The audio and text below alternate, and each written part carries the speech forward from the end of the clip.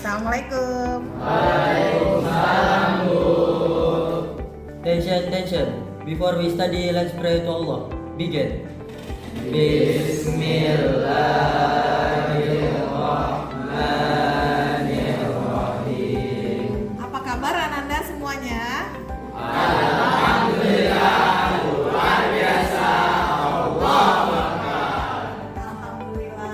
Apakah ada yang tidak hadir hari ini? Hadir semua, Bu. Ananda, siapa yang sudah pernah pergi ke Jakarta? Saya, Bu. Saya juga, Bu. Nah, di Jakarta ada yang namanya Monas. Untuk lebih jelasnya, yuk kita lihat video berikut. Pernah gak sih ketika kamu sedang jalan-jalan ke Monas, kamu kepikiran, kira-kira berapa sih tinggi dari Monas itu? Dan bagaimana cara mengukurnya? Ternyata, menghitung Monas bisa dilakukan dengan menggunakan trigonometri. Hal yang harus dilakukan adalah menghitung jarak kamu ke Monas dan mengukur sudut elevasi pandangan.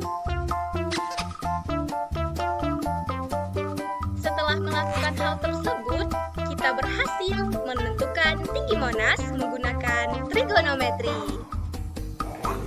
Nah, bagaimana anak-anak?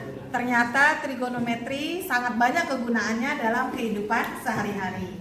Hari ini kita akan belajar bagaimana menyelesaikan masalah kontekstual menggunakan trigonometri. Baik, sebelum kita masuk ke topik tersebut, Ibu ingin menguji pengetahuan Ananda mengenai perbandingan trigonometri pada segitiga siku-siku dan nilai trigonometri sudut istimewa menggunakan kuisis.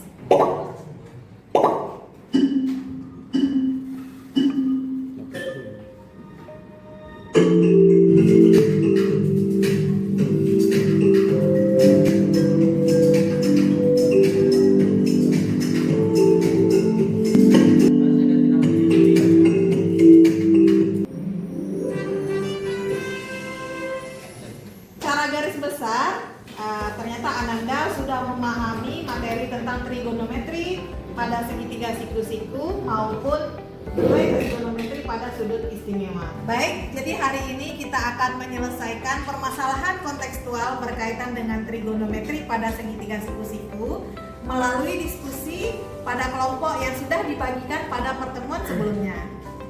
Silakan Ananda duduk pada kelompoknya masing-masing.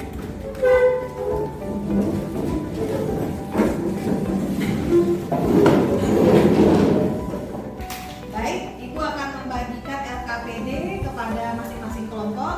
Diharapkan masing-masing kelompok bisa memahami masalah yang terdapat pada LKPD dan melaksanakan setiap langkah yang terdapat di dalamnya. Silakan perhatikan masalah yang ada pada video berikut. Tugas Pengendalian Pencemaran Udara Kabupaten Siak melakukan monitoring terhadap pabrik-pabrik kelapa sawit. Menurut standar operasional prosedur, tinggi minimal cerbong asap ialah 15 meter. Petugas itu memiliki tinggi 160 cm dengan jarak antara petugas dan pangkal cerobong asap 8 meter, sedangkan sudut elevasi pengamat 60 derajat. Periksa, apakah pabrik tersebut sudah memenuhi standar operasional prosedur yang ditetapkan? Silakan didiskusikan permasalahan tersebut. Jika ada yang kurang jelas, silakan ditanyakan.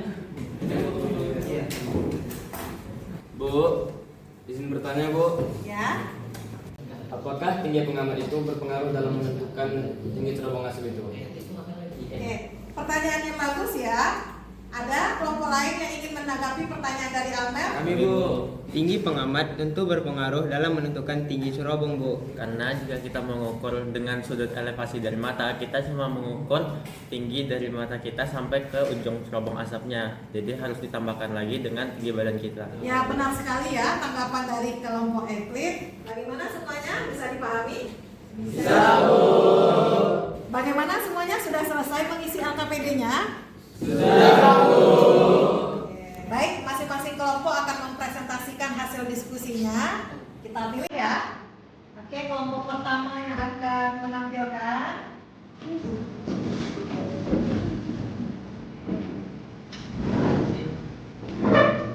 Assalamualaikum warahmatullahi wabarakatuh.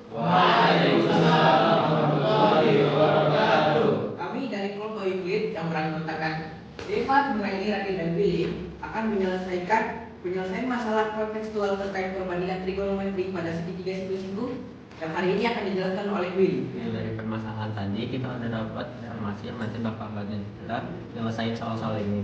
Yang pertama, kita dapat informasi bahwa tinggi pengamat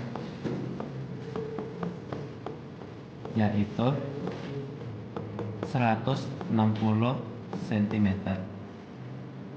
Yang kedua, kita dapat bahwa sudut elevasi adalah 60 derajat. Lalu yang ketiga, jarak pengamat itu 8 meter. Nah, lalu yang ditanya adalah apakah tinggi dari cerobong tersebut sudah sesuai dengan SOP? Yang akan kita gunakan untuk pembelajaran trigonometri kita pada hari ini yaitu terlihat di rumus di sini, yaitu sin alfa depan per miring, cos alfa samping per miring, dan tan alfa depan per samping. Lalu terdapat nilai-nilai sudut istimewa pada trigonometri seperti yang ditunjukkan pada tabel berikut ini. Jadi, dari permasalahan yang diberikan oleh soal dapat kita gambarkan seperti ini. Tinggi petugasnya itu 160 dengan jarak dari petugas dengan cerobong asapnya itu 8 meter dan sudut elevasi untuk melihat ke cerobong asapnya itu adalah 60 derajat. Nah, dari sini kita mendapatkan segitiga siku-siku yang bisa kita gunakan nantinya dengan trigonometri dari sudut 60. Dari gambar didapatkan tan 60 derajat sama dengan X per 8. Akar 3 sama dengan X per 8, jadi X sama dengan 8 akar 3. Akar 3 itu adalah 1,73. Jadi X sama dengan 8 kali 1,73, yaitu 13,84. Tingginya adalah tinggi pengamat ditambah tingginya 1,6 tambah 13,84. Hasilnya adalah 15,44. Nah, tinggi cerobong asap kan 15,44 meter. Jadi, tinggi cerobong asap tersebut memenuhi SOP yang telah berlaku, di mana minimal tinggi cerobong asap adalah 15 meter. Baik, kita selesai berdiskusi menyelesaikan permasalahan yang ada pada LKPD. Adakah yang bisa menyimpulkan pembelajaran kita pada hari ini? Saya, Bu. Jadi, untuk menentukan tinggi suatu bangunan, kita bisa menggunakan perbandingan trigonometri dan sudut-sudut istimewa yang ada di trigonometri. Setelah itu, kita operasikan sehingga mendapatkan tinggi bangunan tersebut. Tinggi bangunan tersebut jangan lupa ditambahkan dengan tinggi kita agar bisa mengetahui tinggi yang sebenarnya. Ya, jadi benar sekali ya. Jadi untuk menyelesaikan permasalahan kontekstual berkaitan dengan trigonometri, langkah-langkahnya adalah pertama kita memodelkan permasalahan tersebut kepada model matematika, kemudian memanfaatkan perbandingan trigonometri terkait, termasuk dengan menggunakan sudut istimewa trigonometri. Kemudian kita lakukan operasi sehingga kita bisa menyelesaikan permasalahan yang diberikan. Untuk mengetahui pemahaman Ananda tentang materi hari ini, maka Ibu akan memberikan asesmen formatif. Siap? Siap.